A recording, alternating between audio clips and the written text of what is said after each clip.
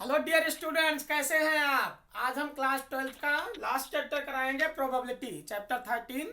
Chapter 12 तक हमारा linear programming पर लेक्चर खत्म हो गया था, उसके मोस्टली क्वेश्चन हमने करा दिया था। तो आज हम एक नया चैप्टर शुरू करेंगे, प्रोबेबिलिटी। प्रोबेबिलिटी आपने 10th में भी पढ़ा है, 9th में भी पढ़ा है, 11th में भी पढ़ा है। तो प्रोबेबिलिटी क्या होती है? पॉसिबिलिटी है, पॉसिबल आउटकम्स अपान में टोटल नंबर ऑफ आउटकम्स। तो बेसिक चीज़ें आपने पढ़ रखा है यहाँ पर प्रोबेबिलिटी में।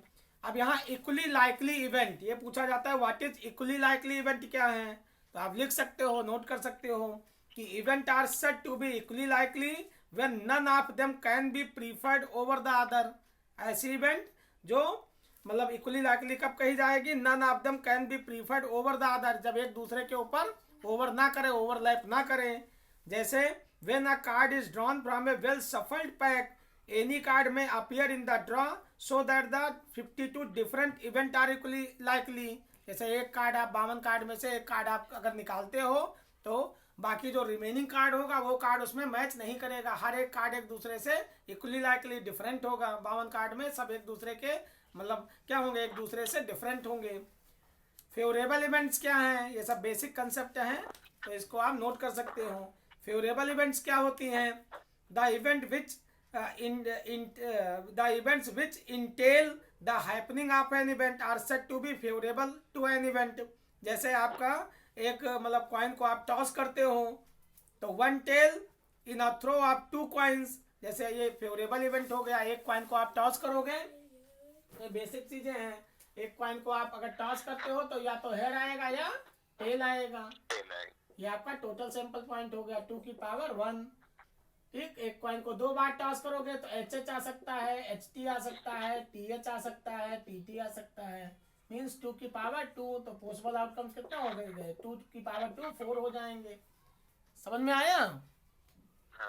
तो एक कॉइन को अगर एक बार टॉस करो तो 2 की पावर 1 आउटकम्स होंगे। 2 बार करोगे तो 2 की पावर 2 होगा। 3 बार करोगे तो 2 की पावर 3 होगा। तो ये सब बेसिक चीजें आपने पढ़ रखा है।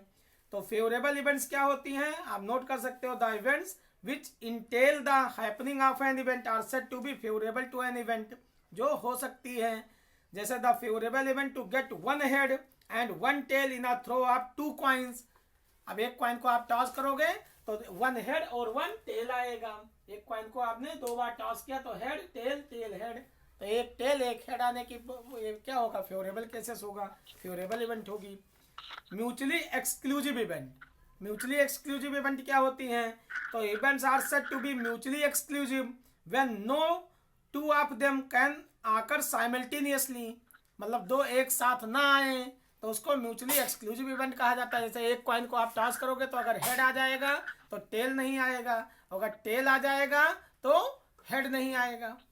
एक कॉइन को अगर आप टॉस करते हो तो अगर हेड आ जाएगा तो टेल आने की पॉसिबिलिटी क्या होगी? 0 हो जाएगी। और अगर टेल आ गया तो हेड आने की पॉसिबिलिटी 0 हो जाएगी। तो इसको हम क्या कहते हैं? Mutually exclusive event. तो events are said to be mutually exclusive when no two of them can occur simultaneously. In tossing a coin the event head and tail are mutually exclusive because either head or tail may appear, या तो head आएगा या tell आएगा। दोनों एक साथ नहीं आ सकते कि हेड भी आए और टेल आए। इसका मतलब दोनों का इंटरसेक्शन क्या आएगा? 0 आएगा। इसके बाद क्लासिकल या प्रायोरी क्या है? Definition of probability. Mathematical definition probability क्या होती है? तो आपने पढ़ा है कि there are n exhaustive mutually exclusive if there are n exhaustive mutually exclusive and equally likely event of an experiment and m of them are favorable to an event E, then the probability of event E is defined as PE is equal to number of favorable cases divided by number of exhaustive cases। जैसे probability क्या होता है? Number of possible cases upon में number of total number of cases. तो probability of an E P is equal to M. M को क्या माना गया है? एम एक्सपेरिमेंटल इवेंट है। एम क्या है? Favourable to an event E. कोई इवेंट ई है तो एम क्या है? फेवरेबल है, फेवरेबल नंबर ऑफ केसेस है। और ये एन क्या है? नंबर ऑफ एग्जॉस्टिव केसेस है। तो n क्या है, नंबर ऑफ एग्जॉस्टिव केसेस हो गया, और ये m क्या हुआ, नंबर ऑफ फेवरेबल केसेस हो गया। तो number of favourable cases, number of favourable cases divided by number of exhaustive cases, number of exhaustive cases is called number of exhaustive cases is called probability of an event E. तो probability of an event E is defined as number of favorable cases upon में number of exhaustive cases। तो P is equal to M upon N हो जाएगा। समझ में आया। अब मान लो कोई इवेंट E, प्रोबेबिलिटी क्या है, E होने की है, तो ना होने की क्या होगी, तो 1 में से आप माइनस कर दोगे PE, तो not happening, probability of not happening E आ जाएगा, 1 में से PE माइनस कर दो। इसका मतलब आप कह सकते हो कि कोई इवेंट होने की और ना होने की दोनों का सम 1 होगा। कोई भी इवेंट होने की और ना होने की दोनों का सम क्या होगा, 1 हो जाएगा। समझ में आया। इसके बाद सर्टेन इवेंट क्या है, ये भी डेफिनेशन में पूछा जाता है। तो यहाँ प्रोबेबिलिटी कभी भी निगेटिव नहीं होती है, नॉन निगेटिव होगी। प्रोबेबिलिटी क्या होती है, कभी भी निगेटिव नहीं होती है। हाँ, तो PE और PE नॉट ये क्या हो गया, नॉन निगेटिव होगा। और कैन नॉट एक्सीड यूनिटी 1 से कभी भी प्रोबेबिलिटी ज़्यादा नहीं होती है और कभी निगेटिव नहीं होगी। तो प्रोबेबिलिटी किसी भी इवेंट की ना तो निगेटिव होगी और ना 1 से ज़्यादा होगी। ये सब हाँ, ये सब आपने बेसिक 10th में पढ़ रखा है, 11th में भी पढ़ा है। अब अगर मान लो प्रोबेबिलिटी 1 आ जाए, P की वैल्यू 1 आ जाए, इसका मतलब number of favourable cases divided by number of exhaustive cases, number of favourable cases divided by number of exhaustive cases की वैल्यू क्या आ जाए, 1 आ जाए। इसका मतलब प्रोबेबिलिटी की वैल्यू क्या आ जाए, 1 आ जाए, तो उसको हम क्या बोलते हैं, श्योर इवेंट बोलते हैं। वो क्या होगी, सर्टेन इवेंट हो जाएगी, उसको हम क्या बोलेंगे, सर्टेन इवेंट। तो जब probability of an event E हो जाएगी तो उसको हम सर्टेन इवेंट बोलेंगे। ठीक। अगर PE 0 हो जाए, प्रोबेबिलिटी ऑफ एन इवेंट क्या हो जाए, 0 हो जाए, तो हम इसको क्या बोलेंगे, इम्पॉसिबल इवेंट। तो अगर PE की वैल्यू 0 हो जाए तो PE नॉट मतलब इवेंट E क्या कहा जाएगा, उसको इम्पॉसिबल इवेंट कहा जाएगा। समझ में आया। अगर प्रोबेबिलिटी ऑफ एन इवेंट 0 हो जाए तो इसका मतलब वो कौन सी इवेंट है, इम्पॉसिबल इवेंट है। Impossible event. हाँ, ऑड और इवन ये इवेंट क्या होती हैं, odd in favour and odds against in favour. तो यहाँ पर if n number of events are favourable to an event E, आप लिख सकते हो if n number of events are favourable to an event E and m number of event are against it. अगर कोई मान लो n नंबर है जो कोई इवेंट होने की है और m नंबर है जो इसके अगेंस्ट है। समझ में आया। अगर कोई इवेंट है जो फेवरेबल है मतलब होने की है और m क्या है, n मान लो कोई इवेंट है, n जो है वो फेवरेबल टू इवेंट E, ये क्या है, फेवर में है, favourable to an event E event E होने के फेवर में है, और m क्या है, अगेंस्ट है, m क्या है, इसके अगेंस्ट, इसके अगेंस्ट है। तब प्रोबेबिलिटी क्या होगी किसी भी इवेंट की, तब प्रोबेबिलिटी ऑफ एन इवेंट क्या होगी। और अगर m कोई इवेंट है, n कोई इवेंट है जो इसके फेवर में है, कोई भी इवेंट होने के फेवर में है, और m जो है वो उसके अगेंस्ट हो। p कोई n क्या है, favour of an event E, n जो है वो एक ऐसी इवेंट है जो फेवर में है इवेंट होने के, और m जो है वो उसके अगेंस्ट है। तो probability of an odds in favour of E n upon में n प्लस m हो जाएगा, और ऑड्स अगेंस्ट इट, इसके अगेंस्ट क्या होगा, m अपान में n प्लस m हो जाएगा। समझ में आया। तो ये odds in favour and odds against an event आप कह सकते हो। परमुटेशन आपने पढ़ा है, कॉम्बिनेशन ये सब सिलेक्शन आपने पढ़ रखा है। अब हम इसके क्वेश्चन करते हैं। ए और B, if A and B are any two events associated with a random experiment. अगर ए और बी एक ऐसी दो इवेंट हैं जो एक दूसरे से रैंडम एक्सपेरिमेंट से एसोसिएट हैं, तो probability of A union B, आपने ये रिलेशन एंड फंक्शन में पढ़ा है, सेट सेट वाले में 11th में भी पढ़ा है आपने सेट में।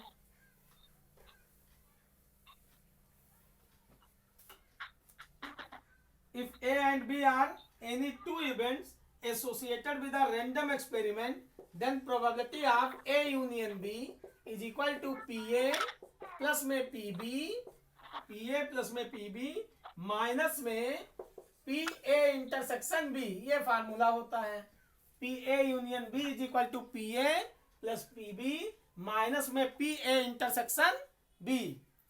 A and B are any two event associated with a random experiment. समझ में आया? और यहाँ अगर P A इंटरसेक्शन B हो, P A इंटरसेक्शन B हो, तब आप लिखोगे PA प्लस में PB, ये माइनस वाला इधर ले आओ, माइनस में PA यूनियन B। और मतलब क्या होता है यूनियन, और एंड मतलब इंटरसेक्शन। A और B इसका मतलब A यूनियन B, और A एंड B इसका मतलब A इंटरसेक्शन B। समझ में आया? अगर कोई इवेंट ए और बी म्यूचुअली एक्सक्लूसिव इवेंट हो, म्यूचुअली एक्सक्लूसिव मतलब इनमें कोई भी इंटरसेक्शन पॉइंट ना हो, जीरो हो जाए, तो अगर दो इवेंट है और वो म्यूचुअली एक्सक्लूसिव इवेंट है, कोई भी इंटरसेक्शन पॉइंट नहीं है, तो P A intersection B, P A union B, P A union B बराबर हो जाएगा पी ए और प्लस में P B. P A union B बराबर में P A plus P B. अगर ए इंटरसेक्शन बी जीरो आ जाए, कोई भी एलिमेंट ना हो, तो इनको हम क्या बोलेंगे? Mutually exclusive event. क्या बोलेंगे? Mutually exclusive. समझ में आ रहा है? हाँ। इसको म्यूचुअली एक्सक्लूसिव इवेंट बोलोगे, mutually exclusive event, mutually exclusive event. कि अगर ए और बी दो ऐसी इवेंट है जिसमें कोई भी इंटरसेक्शन पॉइंट नहीं है, तो उसको हम म्यूचुअली एक्सक्लूसिव इवेंट बोलेंगे। ए बी और सी तीन इवेंट हैं, ए बी और सी अगर तीन इवेंट दे रखा है, तो उनका formula A union B union C क्या होगा? P A union B union C is equal to P A plus में पी बी प्लस में पी सी माइनस में P A intersection B, P A intersection B minus में P B intersection C minus में P और C intersection ए, सी intersection ए और plus में P A intersection B intersection C. ये formula होता है अगर तीन इवेंट का केस है तो। समझ में आया? अगर P A union B union C हो, तो P A plus P B plus P C minus P A intersection B minus P B intersection C plus minus P C intersection A plus में P A intersection B intersection C. ये तीन event के case में होगा। अगर ए B सी तीन events हैं और वो रैंडम एक्सपेरिमेंट से एसोसिएटेड हैं तीनों इवेंट, तो यहाँ पर P A union B union C ये फार्मूला हो जाएगा। और ए बी सी अगर म्यूचुअली एक्सक्लूसिव इवेंट हो, म्यूचुअली मतलब इनका इंटरसेक्शन पॉइंट क्या हो? जीरो हो, तो P A union B union C बराबर हो जाएगा पी ए प्लस में पी बी और प्लस में पी सी। जब A B C are mutually exclusive हो, इसका मतलब इनके बीच में इंटरसेक्शन पॉइंट क्या हो? जीरो हो, कोई भी कॉमन एलिमेंट ना हो। तो ये आपका mutually A B C are mutually exclusive event, तो A P A plus P B plus P C हो जाएगा इनके बीच में इंटरसेक्शन। ये म्यूचुअली एक्सक्लूसिव इवेंट के केस में होगा। अब P neither A nor B, अगर ये पूछा जाए कि पी प्रोबेबिलिटी पता करो neither A nor B, probability आप P neither A nor B, इसका मतलब A bar minus intersection B neither A nor B, तो इसको हम क्या लिखेंगे? Probability of neither A nor B event is equal to 1 minus P और A union B, A union B हो गया। तो ये फार्मूला आप याद कर सकते हो, ये सब इसमें यूज होंगे प्रोबेबिलिटी के केस में। समझ में आया?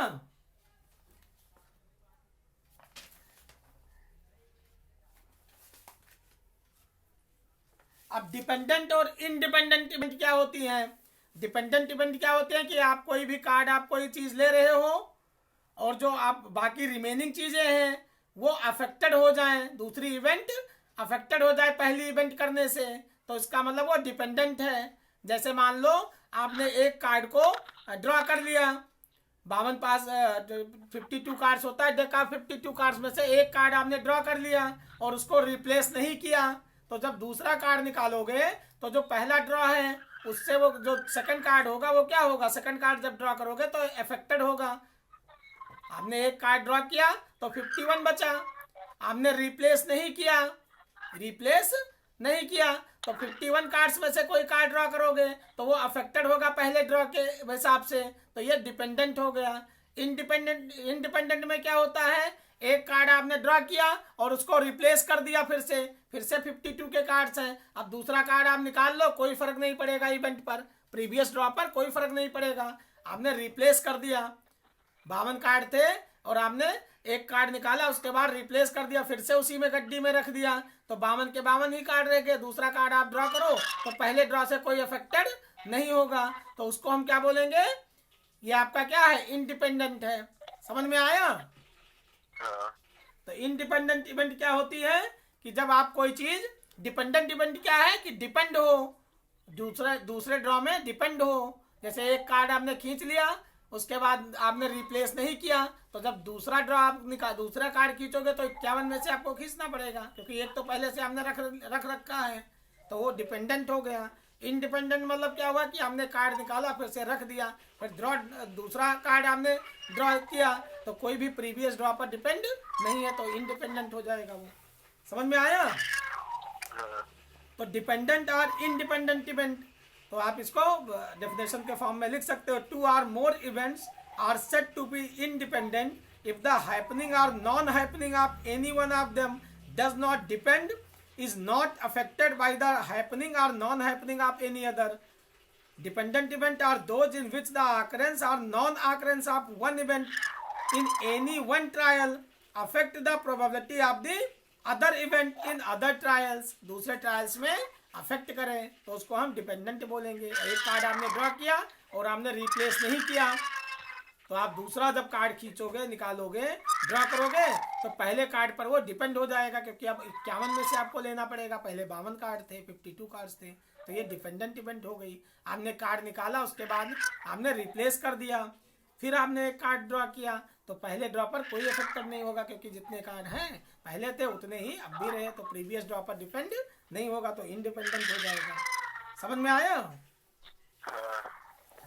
इसके बाद मल्टीप्लिकेटिव थ्योरम आती है। मल्टीप्लिकेशन थ्योरम क्या है? If A and B are two event associated with a random experiment, A और बी दो इवेंट हैं, अगर वो एक रैंडम एक्सपेरिमेंट से एसोसिएट हो तो P A and B is equal to होता है पी ए इंटू में पी बी ऑब्लिक ए। इसको हम कंडीशनल प्रोबेबिलिटी भी कहते हैं। कंडीशन, इसको कंडीशनल प्रोबेबिलिटी के नाम से भी जाना जाता है मल्टीप्लिकेशन थ्योरम को। समझ में आया? मतलब एक कंडीशन दे दिया कि एक ड्रॉ आपने निकाला तो इसका मतलब दूसरा ड्रॉ पहले पर क्या है, डिपेंड है, तो कंडीशनल प्रोबेबिलिटी हो गई, कोई कंडीशन लगा दी गई। तो कंडीशनल प्रोबेबिलिटी क्या होती है, एक पहले से आपने कोई कार्ड निकाल रखा है तो उसको पी बी ऑब्लिक ए लिखा जाएगा, ये इवेंट पहले से ऑलरेडी हो चुकी है। तो यहाँ पर ये बहुत इंपॉर्टेंट है multiplication theorem. If A and B are two event, A और बी दो इवेंट लेते हैं, ए और बी कोई दो इवेंट है। If A and B are two event associated with a random experiment, then P A and B, A and B, and मतलब intersection, तो पी ए एंड बी बराबर होगा पी ए इंटू में P B oblique A, B oblique A. अब B oblique A क्या है, conditional probability है कि ए इवेंट पहले से हो चुकी है, बी की हमें पता करना है। तो एक इवेंट ए पहले से हो चुकी हो तो उसको हम पी, इसको आप ऐसे भी पी एंड मतलब इंटरसेक्शन, तो P A and B, and मतलब इंटरसेक्शन, तो probability of A and B, A intersection B बराबर होगा P A into P B oblique A. ये आपका मल्टीप्लिकेशन थ्योरम हो गया दूसरा। तो P B oblique A represent the conditional probability of occurrence of B when the event A has already happened. तो P B oblique A क्या होती है, कंडीशनल प्रोबेबिलिटी ऑफ बी, जिसमें ए इवेंट ऑलरेडी हो चुका है। तो बी इवेंट की प्रोबेबिलिटी आपको पता करना है, ए इवेंट ऑलरेडी हो चुकी है, तो उसको हम कंडीशनल प्रोबेबिलिटी नाम देंगे।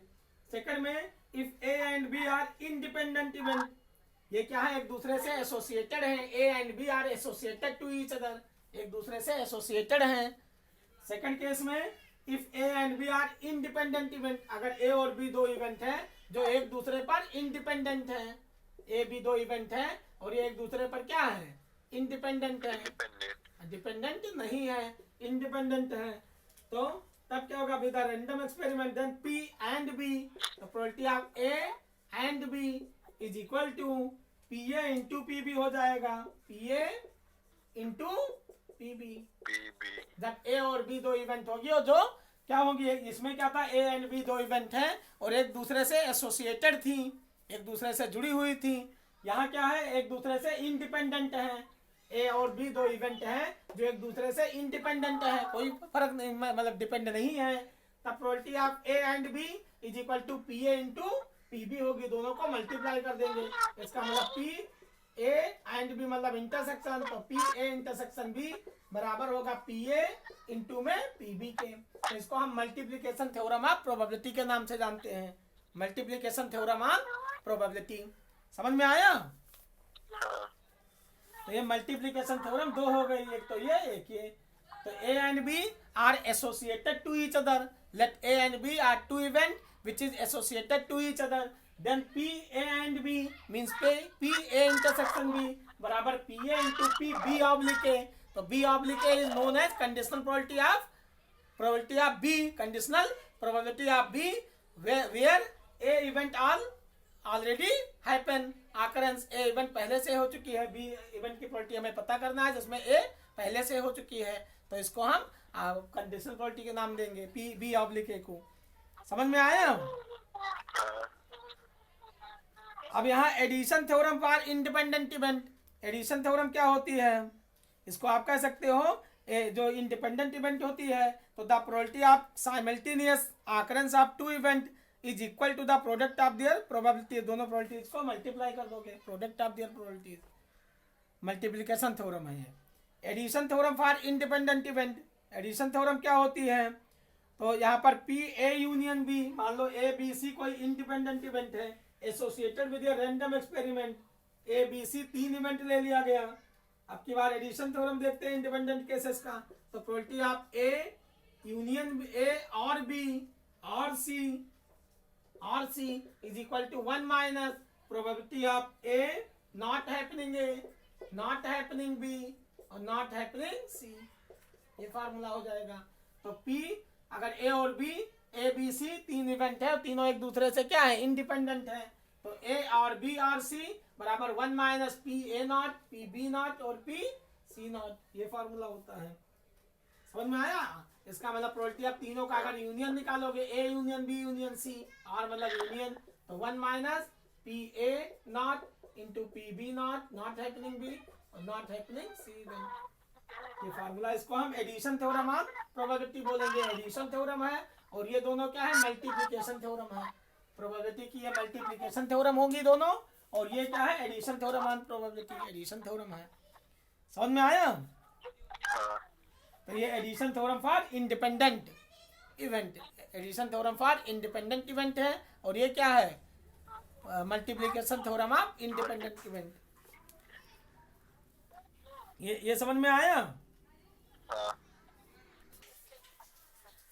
अब ये 2017 में क्वेश्चन आया हुआ है, ए die whose faces are marked 1 2 3 in red and 4 5 6 in green is tossed, let A be the event number obtained is even and B be the event number obtained is red, find if A and B are independent event।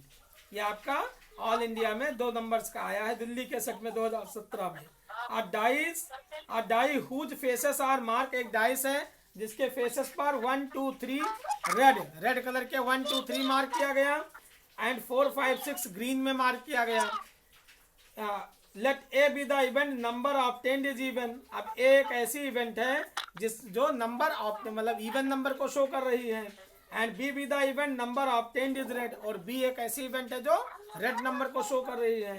तो find if A and B are independent event, तो आप पता करो कि ए और B क्या है, independent event हो। तो उसकी प्रोबेबिलिटी आप पता करो ए और बी को। तो आपको इवन नंबर लेना है, नंबर ऑब्टेन्ड क्या होना चाहिए, ए एक ऐसी इवेंट है कि नंबर ऑब्टेन्ड इज इवन। तो एक से लेकर एक तो आपकी रेड कलर की डाइस को रोल किया गया जिस पर नंबर पड़े हैं 1 2 3 है, और दूसरी ग्रीन कलर की डाइस को रोल किया गया, एक डाइस को रोल किया गया जिसके फेसेस, एक डाइस है उसको रोल किया गया जिसके फेसेस जो है वो 1 2 3 फेसेस रेड कलर में है, ये रेड कलर में है। और जो 4 5 6 है, 4 5 6 इसके फेसेस जो है 4 5 6 नंबर्स है, 4 5 6 ये आपका ग्रीन कलर में आता है, ग्रीन कलर में। ए एक ऐसी इवेंट है नंबर ऑब्टेन्ड इज इवन, ए एक ऐसी इवेंट है कि इवन नंबर आने की। तो 2 4 6 हो जाएगा इवन नंबर, 1 से लेकर के 6 तक कितने नंबर्स हुई, 6 हुई। और 1 एक डाइस को रोल करोगे तो 1 2 3 4 5 6 आएगा। अब यहाँ पर ये एक ऐसी इवेंट है कि इवन नंबर आए, तो इसका मतलब 2 4 6 हो गया। सेकंड, बी एक ऐसी इवेंट है number obtained is red, B एक ऐसी इवेंट है जिसमें रेड नंबर्स आए, तो रेड नंबर में क्या आएगा आपका 1 2 3 हो जाएगा, 1 2 3 हो गया। अब आपको पता करना है find if A and B are independent event, A और बी अगर इंडिपेंडेंट इवेंट हो तो आप पता करो इंडिपेंडेंट ए और बी की वैल्यू आपको पता करना है जो इंडिपेंडेंट इवेंट हो। ठीक, तो आप ये चेक करो। तो यहाँ पर प्रोबेबिलिटी ऑफ एन ए निकालेंगे, प्रोबेबिलिटी ऑफ एन ए, तो 2 4 6, ये प्रोबेबिलिटी ऑफ एन ए क्या आएगा, 2 4 6 3 नंबर हुआ, टोटल 6 होती है तो 3/6 हो गया, 3 1 जा 3 2 जा 1/2 हुआ। अच्छा, प्रोबेबिलिटी आप बी निकालेंगे, 1 2 3 3 नंबर हुआ, टोटल 6 है तो 3/6, ये भी आपका 1/2 आ गया, दोनों 1/2 आएगा। अब हम यहाँ पर probability of an A intersection B निकालेंगे, ए इंटरसेक्शन बी, तो ए इंटरसेक्शन बी क्या हुआ, 2 कॉमन आ गया, दोनों में 2 कॉमन है ए और बी में, तो ये आ गया 1/6, एक ही नंबर आपके 2 कॉमन आया है, तो ये आपका 1/6 हो गया। अब आपका जब इंडिपेंडेंट इवेंट है तो पी ए और पी बी को मल्टीप्लाई करो, P A into P B, P A into P B बराबर होना चाहिए पी ए एंड बी के, इंटरसेक्शन ए इंटरसेक्शन बी बराबर होना चाहिए P A into P B के। तो यहाँ पर हम वैल्यू रखते हैं, पी ए की वैल्यू 1/2 इंटू में यहाँ पर पी बी की वैल्यू 1/2, ये बराबर होना चाहिए किसके, 1/6 के। तो यहाँ 1/4 डज नॉट इक्वल टू 1/6, दोनों बराबर नहीं है, तो इसका मतलब क्या हुआ, ए और बी ये इंडिपेंडेंट इवेंट नहीं है। समझ में आया, ए और बी 2 इवेंट हैं, ये ऑल इंडिया में पेपर में आया हुआ है, ए और बी 2 इवेंट हैं। ए एक ऐसी नंबर है इवन नंबर, अब एक जो डाइस है उसको टॉस किया गया, एक डाइस को रोल किया गया, तो उसके जो फेसेस है 1 2 3 पर रेड कलर में फेसेस हैं, और जो दूसरा फेस है 4 5 6 नंबर जिस पर आता है वो ग्रीन कलर का है। ए एक ऐसी इवेंट है इवन नंबर आने की, बी एक ऐसी इवेंट है जो रेड नंबर्स आए, रेड फेसेस हो, रेड नंबर्स आने की, रेड फेसेस आने की। तो ए 2 4 6 हो जाएगा, इवन नंबर हो गया, और बी 1 2 3 रेड कलर का फेस आया तो 1 2 3 नंबर हो गई। अब प्रोबेबिलिटी आप ए निकालेंगे तो 2 4 6 3 नंबर हुई, तो 3/6 1/2 हो जाएगा। टोटल आपको एक डाइस को रोल करोगे तो total number of sample point या सैंपल स्पेस 1 2 3 4 5 6 आएगा, 6 नंबर्स आएंगी। एक डाइस को अगर आप एक बार रोल करते हो तो टोटल नंबर आप पॉसिबल आउटकम्स कितने आएंगे, 1 2 3 4 5 6, 6 आएंगे। 2 बार करोगे तो 6 की पावर 2, मतलब ये 6 की पावर 1 पॉसिबल सैंपल स्पेस बनेंगे, total number of sample space. 2 बार रोल करोगे तो 6 की पावर 2 36 हो जाएगा, 3 बार करोगे तो 6 की पावर 3 216 हो जाएगा, 4 बार करोगे तो 6 की पावर 4। तो ये सब आपने किया है, समझ में आया 11th क्लास में। तो पी ए 3/6 आ गया, ऐसे पी बी की प्रोबेबिलिटी निकाला गया तो 3/6 1/2 आ गया। अब ए इंटरसेक्शन बी, तो 2 कॉमन है ए और बी में, तो ए इंटरसेक्शन बी 1/6 हो गया, 2 ही केवल एक ही नंबर कॉमन है, तो यहाँ 1/6 हो गया। अब ए और बी इंडिपेंडेंट इवेंट होंगी तो P A into P B बराबर होगा पी ए इंटरसेक्शन बी के। अगर ए और बी इंडिपेंडेंट इवेंट है तो P A into P B बराबर होगा पी ए इंटरसेक्शन बी के। अब पी ए इंटरसेक्शन बी की वैल्यू 1/6 आया, पी ए की वैल्यू 1/2 है, पी बी की 1/2 है, तो 1/4 डज नॉट इक्वल टू 1/6। 1/4 1/6 के बराबर नहीं है। इसका मतलब कहने का क्या हुआ कि ए और बी ये आपके इंडिपेंडेंट इवेंट नहीं है। समझ में आया? ऐसे यहाँ पर एक और क्वेश्चन आया है, prove that if E and F are independent events then the event E and complement of F are also independent. आपको शो करना है prove that if E and F, ये दिल्ली के सेट में आया हुआ है 2 नंबर में, प्रूव 2017 का पेपर है। तो prove that E and F are independent events, E और एफ दो इंडिपेंडेंट इवेंट्स हैं, then the event E and complement of F are also independent. तो आप प्रूफ करो कि ई और एफ का कॉम्प्लीमेंट ये भी इंडिपेंडेंट ही होंगे। तो ई और एफ जब इंडिपेंडेंट इवेंट है तो पी इंटरसेक्शन प्रूफ हम कर लेते हैं इसको।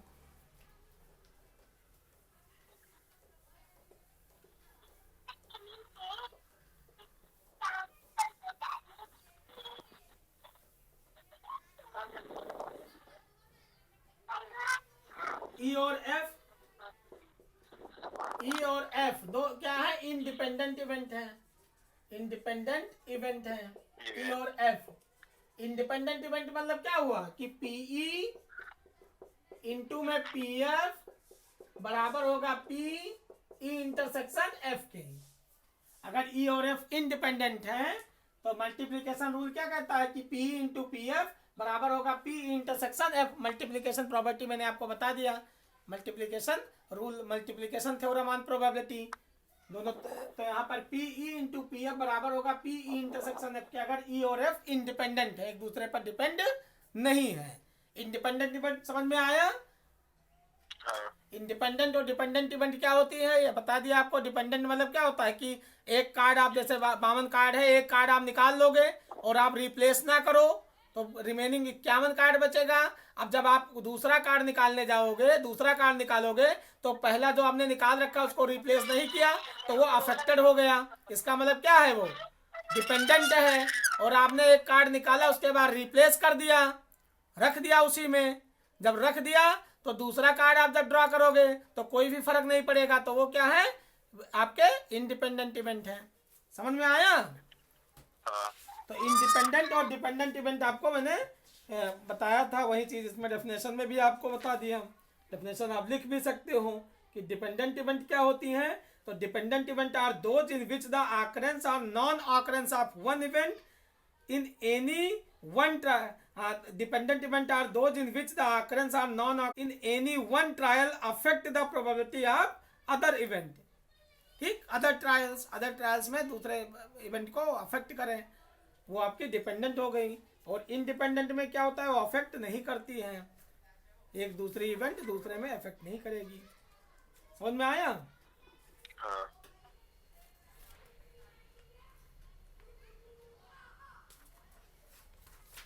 अब ये क्वेश्चन हम करते हैं। तो ई और एफ इंडिपेंडेंट इवेंट है, इसका मतलब पी इंटू पी एफ बराबर होगा पी ई इंटरसेक्शन एफ के।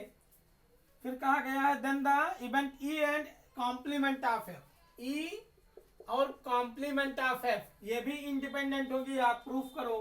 तो हमें ई और एफ का कॉम्प्लीमेंट ये प्रूफ करना है कि ये इंडिपेंडेंट है। इसका मतलब पी ई इंटरसेक्शन एफ का कॉम्प्लीमेंट बराबर होगा पी ई इंटू में P F dash, P into P F dash, ये हमें प्रूफ करना है।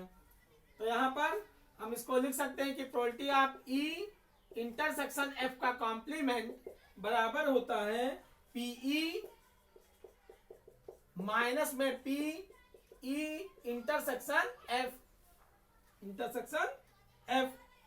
तो इसको हम लिख सकते हैं कि पीई माइनस में ई इंटरसेक्शन एफ किसके बराबर है, पीई के, पीई इंटू में पी एफ के, क्योंकि ई और एफ ये आपके इंडिपेंडेंट इवेंट है।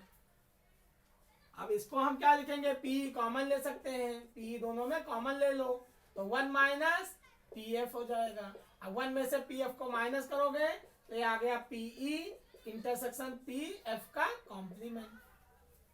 Not happening E, not happening E, तो यहाँ पर E not happening F, F का कॉम्प्लीमेंट क्या है, नॉट हैपनिंग एफ नहीं होना चाहिए, तो कॉम्प्लीमेंट ऑफ एफ। तो यहाँ पर हम एल एच एस लेके चलते हैं, तो ई इंटरसेक्शन एफ का कॉम्प्लीमेंट बराबर क्या होगा, अगर ई और एफ कॉम्प्लीमेंट है तो पी इंटू पी एफ का कॉम्प्लीमेंट हो गया। अब पी इंटरसेक्शन एफ का कॉम्प्लीमेंट बराबर पीई माइनस में पी ई इंटरसेक्शन एफ हो गया। अब पी ई इंटरसेक्शन एफ की हम वैल्यू रख देंगे क्योंकि ई और एफ इंडिपेंडेंट इवेंट है, तो पी इंटू पी एफ हो जाएगा। अब हम पी कॉमन ले लेते हैं, पूरे में पी कॉमन लोगे तो यहाँ 1 बचेगा माइनस पी एफ हो जाएगा। अब 1 में से पी एफ माइनस करोगे तो पी एफ का कॉम्प्लीमेंट आ जाएगा, नॉट हैपनिंग एफ, तो पी इंटू पी एफ हो गया। इसका मतलब ई और एफ का कॉम्प्लीमेंट भी क्या होगा, इंडिपेंडेंट होगा। समझ में आया? ऐसे क्वेश्चन और भी बहुत सारे हैं।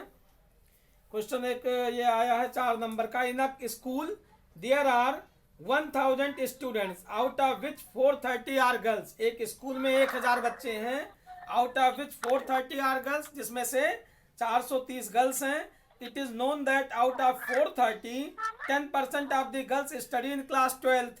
What is the probability that a student chosen randomly studies in class 12th given that the chosen student is a girl. देखो ये कंपार्टमेंट में आया है question.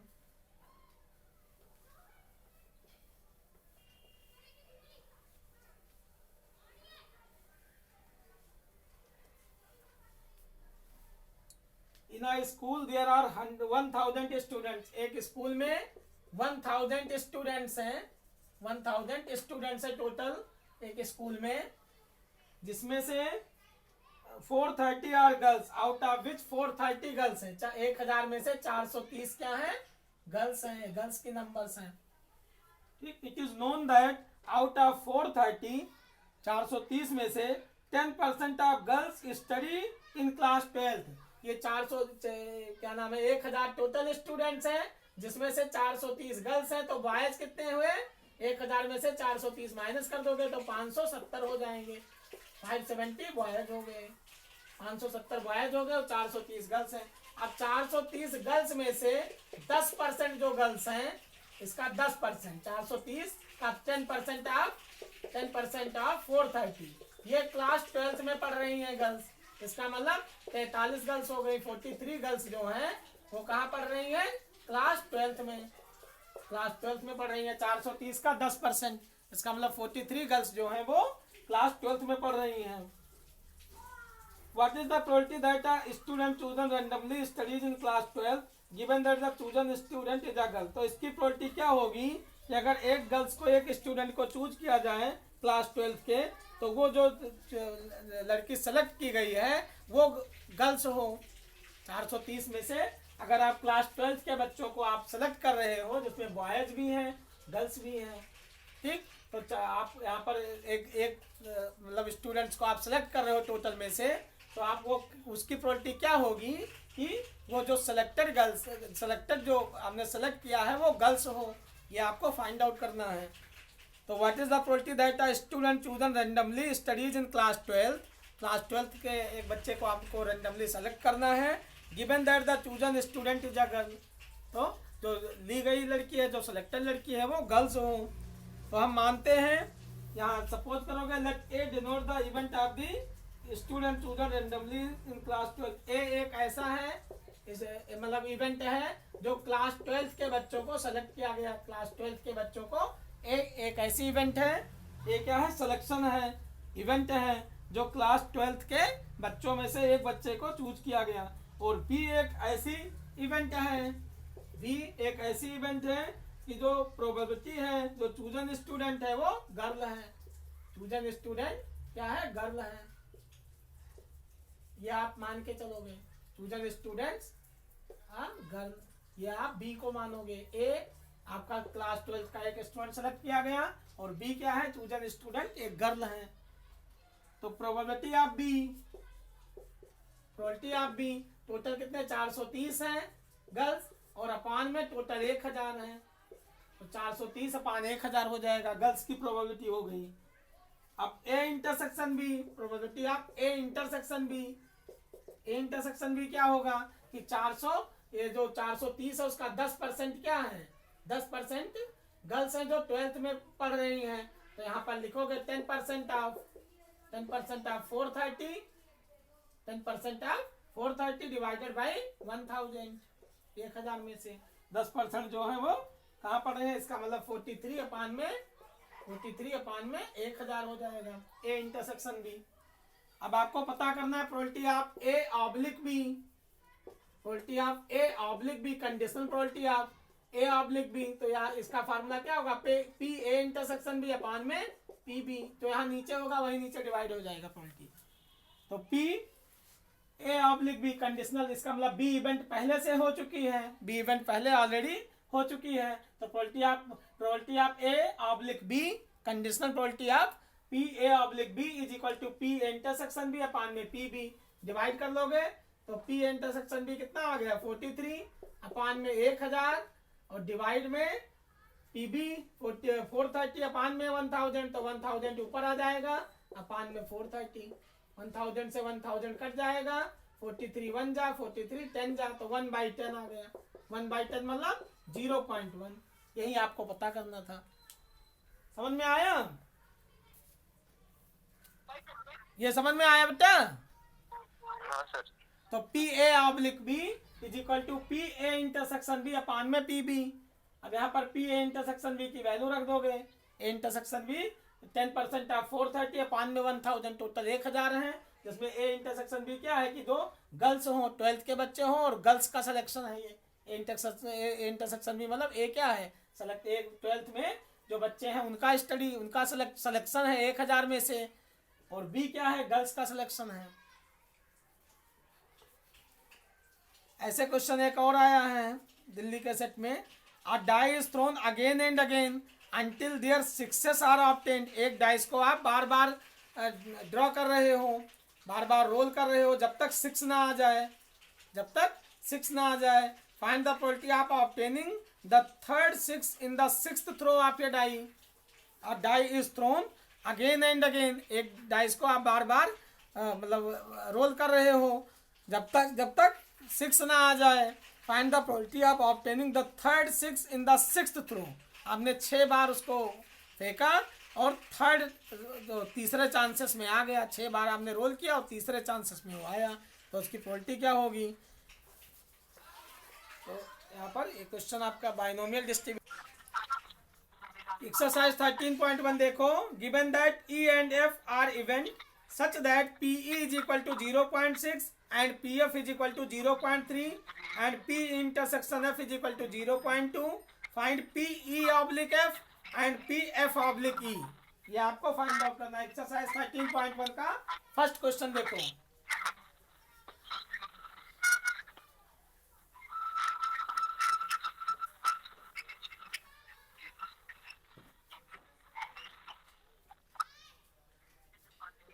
Exercise 13.1, given that E and F are events such that PE probability of an event, E की value दे रखा है PE is equal to 0.6 and PF probability of an F is equal to 0.3 and E intersection F, E intersection F is equal to 0.2 दिया है, 0.2। Find PE oblique F, आपको E oblique F की value पता करना है। इसका मतलब conditional probability of E oblique F, F event पहले से हो चुकी है, तो इसका फार्मूला क्या होगा, P E intersection F upon में पी एफ, जो नीचे आएगा वहां नीचे उसकी प्रोबेबिलिटी आ जाएगी, is equal to P E intersection F की वैल्यू 0.2 अपान में पी एफ की वैल्यू दे रखा है 0.3, डेसिमल कट गया 2/3 हो गया पहले केस में। सेकंड में आपको पी एफ ऑब्लिक ई पता करना है, probability of F oblique E. तो आपकी बार क्या होगा, P probability of E intersection F upon में पी ई हो जाएगा, जो डिनोमिनेटर में है उसी के नीचे प्रोबेबिलिटी आएगी। एफ ऑब्लिक ई मतलब E event already happened, probability of F E event already happened. इसका मतलब conditional probability of E, conditional probability of F in which E event already happened. तो पी ई इंटरसेक्शन एफ की value दे रखा है 0.2 upon में P E की value 0.6, decimal से डेसिमल कट गया 2 1 जा 2 3 जा, तो 1/3 हो गया। समझ में आया? हाँ सेकंड क्वेश्चन में देखो, compute A/F if PB is equal to 0.5। Second question, दूसरा क्वेश्चन देखते हैं 13.2 का। ये फर्स्ट क्वेश्चन था। सेकंड में आपको दे रखा है P probability of A intersection A/F आपको पता करना है, प्रोबेबिलिटी ऑफ A/F, जिसमें PB की वैल्यू दे रखा है, PB इज इक्वल टू 0.5 और PA intersection B, PA intersection B is equal to PA intersection B 0.32 value रखोगे तो PA/B is equal to PA intersection B upon में PB। PB नीचे आ जाएगा, B है तो B नीचे आ गया, उसकी प्रोबेबिलिटी 0.32 अपान में PB की वैल्यू 0.5, डेसिमल काट दोगे 0 तो 32/50 हो गया, और 16 अपान में 25, 2 से काट दिया दोनों को तो 16/25 हो जाएगा। तो PA/B इज इक्वल टू 16/25 हो गया। समझ में आया? हाँ थर्ड क्वेश्चन देखो, PA दिया है 0.8, PB दिया है 0.5 एंड PB/A 0.4। आपको पता करना है PA इंटरसेक्शन B, फिर PA/B, फिर PA यूनियन B। 3 चीजें पूछी गई हैं तीसरे वाले क्वेश्चन में।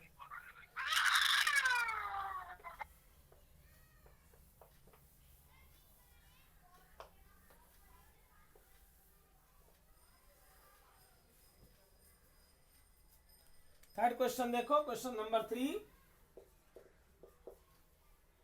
PA की वैल्यू 0.8, PA is equal to 0.8, PB is equal to 0.5, probability of B is equal to 0.5 और PB/A probability of B/A is equal to 0.4। पहले पार्ट में आपको पता करना है PA intersection B, PA intersection B। Second part में आपको पता करना है PA/B।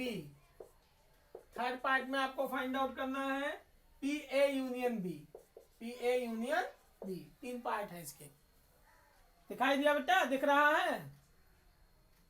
हाँ दिख रहा है। तो PA इंटरसेक्शन B फार्मूला लगाओगे तो P यहाँ पर B intersection A, B intersection A, PB/A conditional probability of B in which A event already happened. तो P probability of B/A is equal to PA intersection B upon में PA। Value रखोगे PB intersection A, तो PB/A दे रखा है 0.4 is equal to PA intersection B upon में PA की वैल्यू 0.8 दिया है, तो अपान 1 करके क्रॉस मल्टीप्लाई करोगे, PA इंटरसेक्शन B बराबर 0.4 मल्टीप्लाइड बाई 0.8, तो ये आ गया 0.32, 32 हो गया। A इंटरसेक्शन B पहला पोर्शन हो गया आपका। PB/A बराबर PA इंटरसेक्शन B अपान में PA जो नीचे है, जो इवेंट हो चुकी है उसकी नीचे प्रोबेबिलिटी आ जाएगी। सेकंड केस में देखो, PA/B is equal to PA intersection B upon में PB। PA इंटरसेक्शन B की वैल्यू आप निकाल चुके हो 0.32 अपान में PB की वैल्यू 0.5 दिया है, डेसिमल काटोगे 0 तो 32/50 आ जाएगा, 2 से काटोगे 16, 25 तो 16/25 आ गया। थर्ड वाले में PA यूनियन B दिया है, पता करना है PA यूनियन B, तो इसका फार्मूला क्या होता है PA प्लस PB माइनस में PA intersection B। PA union B बराबर PA plus PB minus PA intersection B। Value put करो, PA की वैल्यू 0.8 प्लस में PB की वैल्यू 0.5 माइनस में PA इंटरसेक्शन B आप निकाल चुके हो 0.32, तो 8 5 13 हो गया, 1.3 हो जाएगा, 1.30 माइनस में 0.32 माइनस करोगे 1.30 में से 0.32 माइनस करो, तो 8 और 12 में से 3 गया 9 0, तो 9 3 12 0.98 आ जाएगा 0.98। ये 3 पार्ट पूछे गए हैं, तीनों आप निकाल सकते हो। पी ए दिया था probability of an event A, P B probability of an event B, P B oblique A conditional probability of B in which A event already happened, तो P B oblique A is equal to 0.4 दिया था। Formula apply करो, calculation करो। समझ में आया? आवाज आ रही है बेटा? आ रही है सर। फोर्थ क्वेश्चन देखो, evaluate P A union B probability, हाँ evaluate P A union B if 2PA is equal to PB is equal to 5/13 and PA oblique B is equal to 2/5। Question number 4, चौथा question.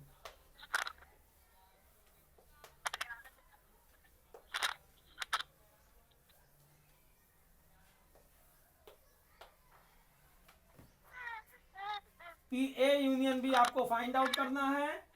Twice P A is equal to P B is equal to 5/13 5/13 and P A oblique B is equal to 2/5 दे रखा है। और twice P A is equal to P B 5/13 और P A oblique B बराबर 2/5 दिया है। आपको P A union B पता करना है। पी ए यूनियन बी आप फाइंड आउट करो। तो यहाँ पर हम पी ए की वैल्यू निकालेंगे, तो 2PA इज इक्वल टू 5/13 है। This implies that P A is equal to क्या आएगा, 2 मल्टीप्लाई है यहाँ डिवाइड हो जाएगा, तो 5/2 इंटू 13 हो जाएगा। यहाँ ट्वाइस पी ए किसके बराबर है, 5/13 के।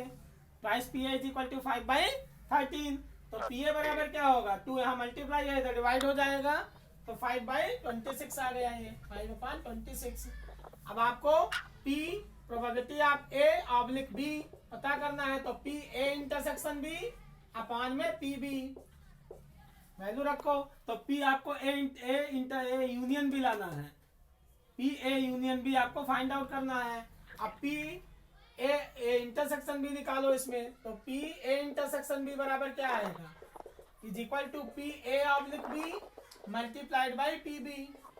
क्रॉस मल्टीप्लाई कर लिया अपॉन 1 करके, क्रॉस मल्टीप्लाई, तो पी ए इंटरसेक्शन बी बराबर में P A oblique B into में पी बी वैल्यू रखो। पी ए ऑब्लिक बी की वैल्यू दे रखा है 2/5 इंटू में पी बी की वैल्यू दिया है 5/13 5 से 5 कैंसिल हो गया, 2/13 आ गया। 2/13 किसकी वैल्यू है, पी ए इंटरसेक्शन बी की वैल्यू। अब आप फार्मूला लगाओ, P A union B is equal to P A plus में पी बी माइनस में पी ए इंटरसेक्शन बी। ये फार्मूला लगा दोगे तो पी ए की वैल्यू हम निकाल चुके हो। पी ए की वैल्यू 5/26 प्लस में पी बी की वैल्यू 5/13 माइनस में पी ए इंटरसेक्शन बी की वैल्यू 2/13 हो गया। तो ये आ गया आपका 5/26 और उसमें से 5/13 में से 2/13 निकल जाएगा, 3/13 आ गया। 2 से मल्टीप्लाई कर दो, 2 से डिवाइड, तो ये 5/26 प्लस में 3 2 जा 6 अपान में 26। अब 6 और 5 11 अपान में 26। इसको 2 से मल्टीप्लाई 2 से डिवाइड करो, डिनोमिनेटर बराबर कर लो जिससे न्यूमरेटर ऐड हो जाए, डिनोमिनेटर इक्वल कर लो जिससे न्यूमरेटर ऐड हो जाए। समझ में आया? तो ये फार्मूला आपका ये पूरा प्रोसेस हो गया। ये क्वेश्चन नंबर 4 था। पी ए यूनियन बी हमें पता करना था। ट्वाइस पी ए बराबर P B is equal to 5/13 दे रखा था। P A oblique B is equal to 2/5 दिया हुआ था। तो आप पी ए यूनियन बी पता करो। अब यहाँ P A is equal to 2 में डिवाइड हो जाएगा 5/13 को, 5/26 हो जाएगा। पी ए की वैल्यू निकाल दिया, पी ए की वैल्यू निकाल दिया। पी बी की वैल्यू ऑलरेडी दे रखा है, तो पी ए दिया, पी बी दिया, और conditional probability A oblique B से हमने इंटरसेक्शन निकाल दिया। फिर पी ए यूनियन बी का फार्मूला लगा दिया, probability of A union B is equal to probability of A union B is equal to probability of A plus में probability of B minus में probability of A intersection B. समझ में आया? तो ये आप इसको सॉल्व कर सकते हो। ये क्वेश्चन नंबर 4 था। समझ में आया? यस। क्वेश्चन नंबर 5 देख लो, उसके बाद 6, 7, 8 एक ही तरीके से है। 5 क्वेश्चन में पी ए दिया है, पी बी दिया है, पी ए यूनियन बी है। तो आप पता करो P A intersection B, formula लगा दोगे P A plus P B minus P A union B is equal to P A intersection B. ये फार्मूला आप अप्लाई कर दोगे। फिर पी ए ऑब्लिक भी पता करो, इंटरसेक्शन निकल जाएगा। क्वेश्चन नंबर 5, 5वां क्वेश्चन।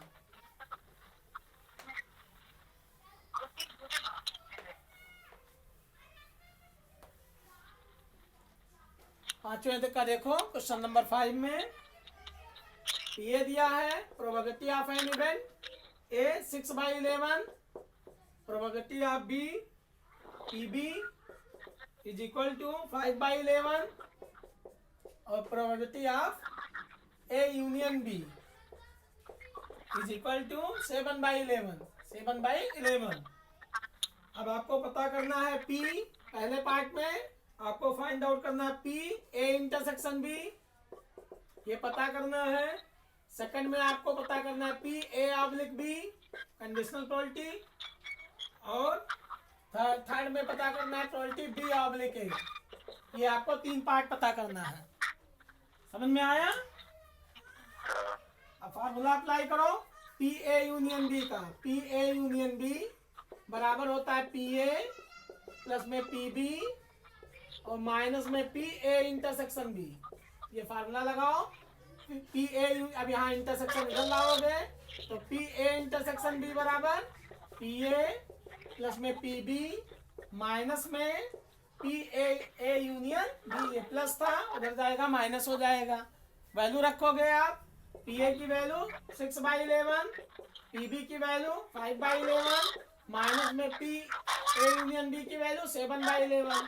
तो 6, 5, 11, 11 में से 7 निकल जाएगा, 4 हो जाएगा, 4/11 हो गया पी ए इंटरसेक्शन बी की वैल्यू।